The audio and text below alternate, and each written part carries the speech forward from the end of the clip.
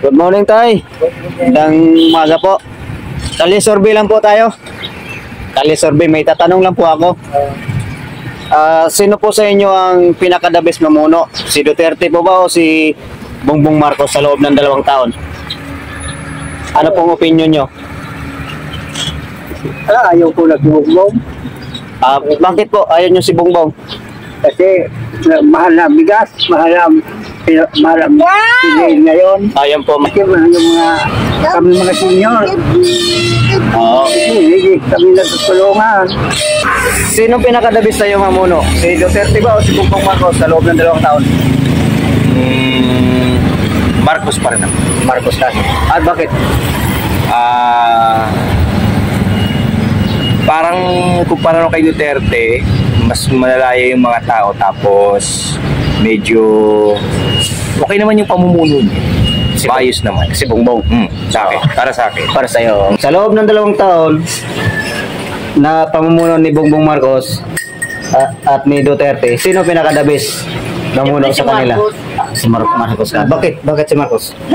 Maganda po palakad niya sa pamamayan natin eh. Oo. Sa loob ng 2 taon, sino ang pinaka-the best mamuno? Si Bongbong Marcos o si Duterte? Sa akin si Duterte. Oh, bakit si Duterte? Maganda kay Marcos ngayon na pamumuno. Alam mo kung bakit? Marcos ngayon, kala ko yung dating Marcos. Unang-una sa pagkain natin. Oo. Nagsitaasan. Malam bigas, no? Alam eh. Ang sahod ng mga tao, ganun pa rin. Walang tinataas. Pero ang mga bilihin, puro taas. Yung nga, no? Okay, mga kababayan, nandito ulit tayo, mga kababayan. Magkakalye-survey ulit tayo. Magandang araw sa ating lahat. Samahan nyo ulit ako. Maghanap tayo ulit ng mga interview dito. Kung anong mga opinion nila sa ating question for today. Kung sino ang pinaka-the best mamuno sa loob ng 2 taon, si Bongbong Marcos ba o si Pangulong Rodrigo Duterte. Yan, samahan nyo guys. Let's go! Interview natin to si tatay.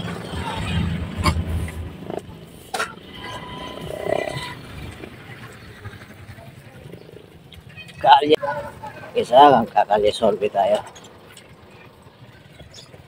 Dito tayo guys, dito tayo mga kababayan sa clubhouse. Saan ay naghahanap tayo ng kakali-survey. Interview tayo dito guys, mga kababayan. Yan. Ito mga kababayan, si tatay at saka yung apo niya yata to. Gano'n tayo dito.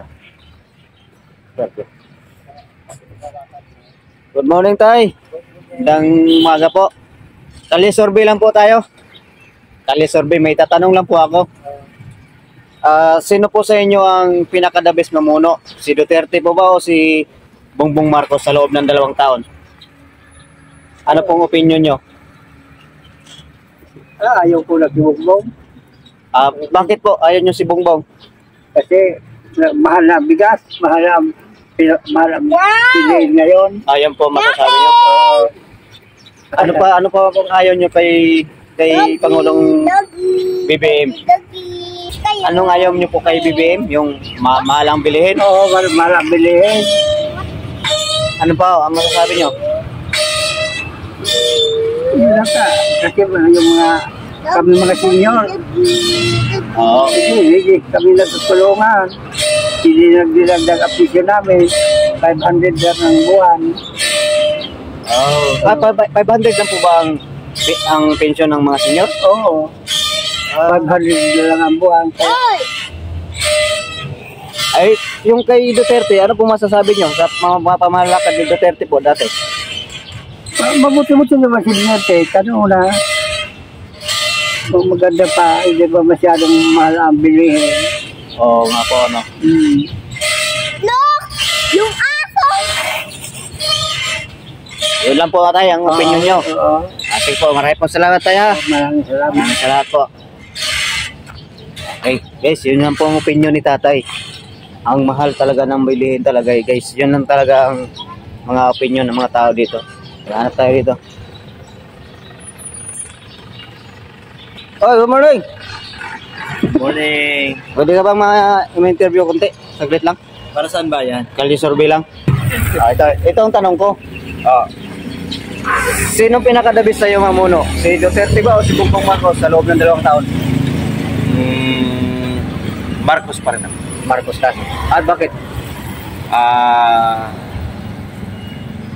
Parang kumpara nung kay Duterte, mas malalaya yung mga tao, tapos medyo okay naman yung pamumuno niya. Maayos naman. Si Bongbong. Sa akin. Para sa akin. Para sa'yo. Tapos ano pa?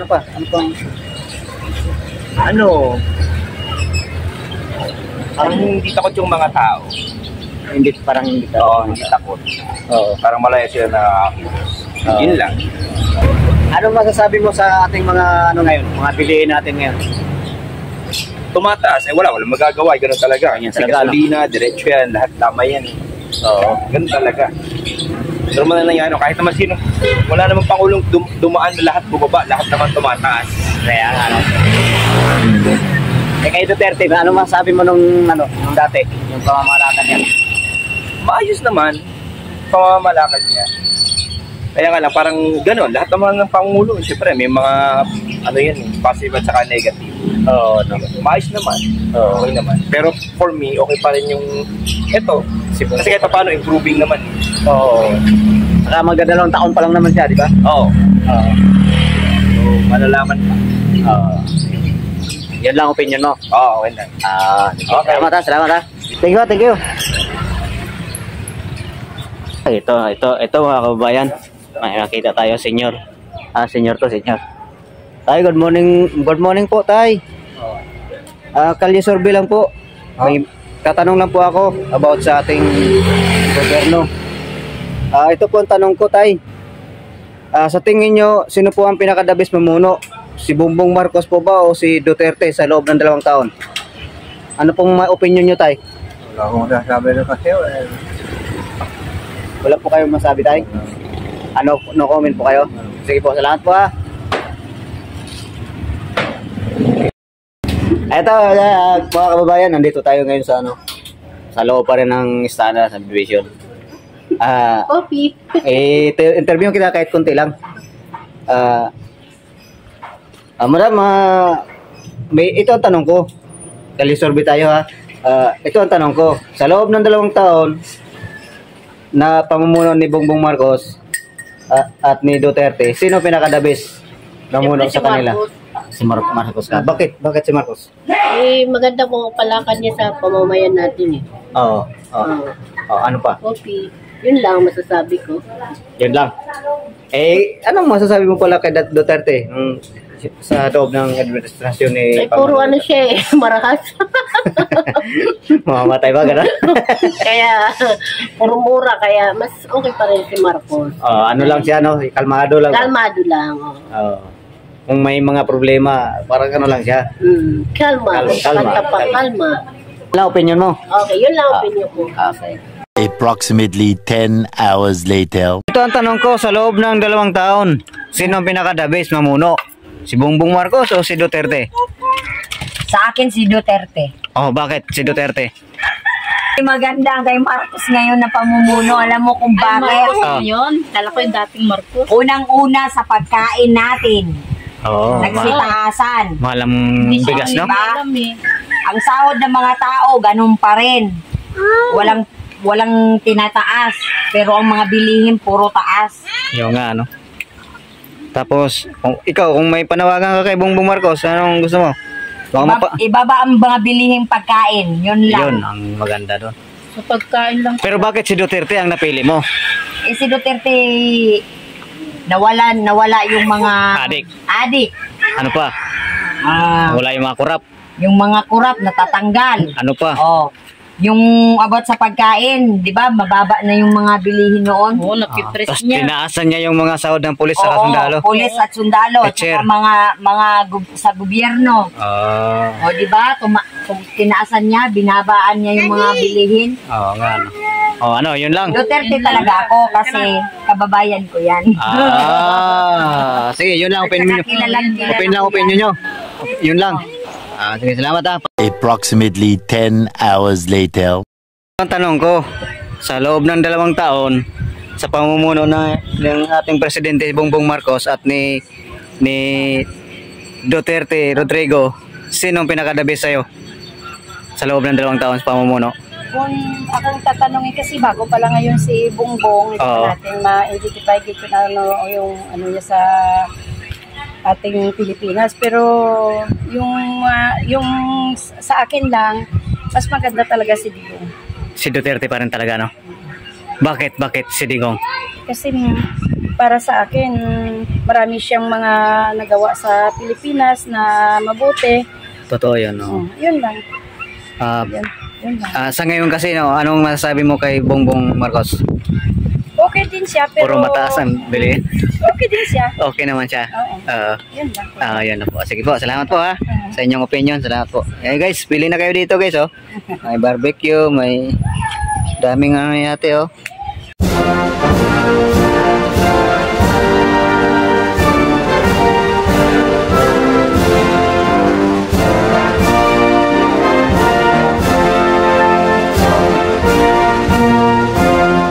Thank you for watching.